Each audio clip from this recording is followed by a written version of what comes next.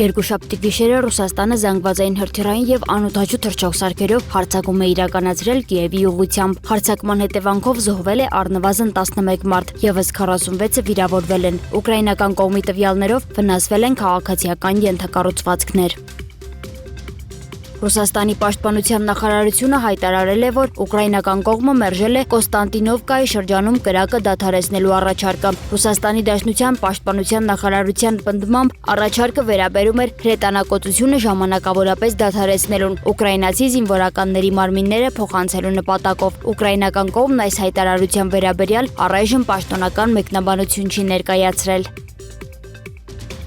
Ռուսաստանի Նիժնի Նովգորոդ քաղաքում ուժեղ քամու պատճառով կանգնեցվել է ճոպանուղին, ինչի հետևանքով 4 խցիկներում մնացել է 16 մարդ, այդ թվում 4 երեխա։ Ռուսական լրատվամիջոցների փոխանցմամբ փրկարարներն ուղևորներին տարհանել են, օգտագործելով ճոպաններ։ Միջադեպի հետևանքով տուժածների մասին տեղեկություններ չեն հաղորդվում։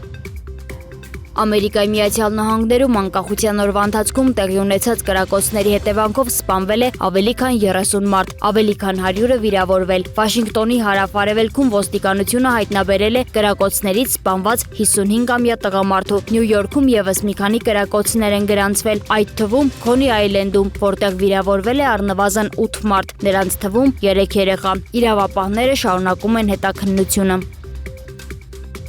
Ամերիկայի Միացյալ Նահանգների նախագահ Դոնալդ Թրամփը ՆԱՏՕ-ի գագաթնաժողովի շրջանակում Թուրքիայում կհանդիպի Ուկրաինայի նախագահ Վոլոդիմիր Զելենսկուն քննարկելու Ուկրաինայում պատերազմի ավարտի հնարավոր ուղիները։ Ռոյթերսի փոխանցմամբ Թրամփը գագաթնաժողովին կմասնակցի երեքշաբթի եւ նախ կհանդիպի Թուրքիայի նախագահ Ռեջեփ Թայիփ Էրդողանի, ապա Սիրիայի նախագահ Ահմեդ Ալ-Շարայի հետ։ Ամերիկայի Միացյալ Նահանգների բարձրաստիճան պաշտոնյայի խոսքով Թրամփի եւ Զելենսկու հանդիպումը նախատեսված է չորեքշաբթի, որի գլխավոր թեման կլինի պատերազմի դադարեցման ուղղությամբ հնարավոր քայլերը։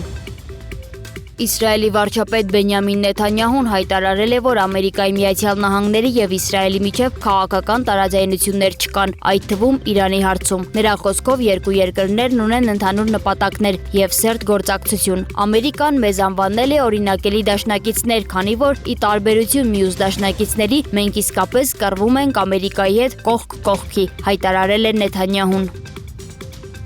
Մոտ 5 ամիս տևած դադարից հետո վերսկսվել է Իրանի եւ Կատարի միջև ծովային բեռնափոխադրումը։ Դոհայում Իրանի դեսպանության առևտրային ներկայացուցիչ Աբբաս Աբդոլլահնիի խոսքով բեռնափոխադրումները վերականգնվել են Իրանի Դայեր եւ Կատարի Ալ-Ռուվեյս նավահանգիստների միջև երկու երկրների համապատասխան կառույցների համակարգված աշխատանքի արդյունքում։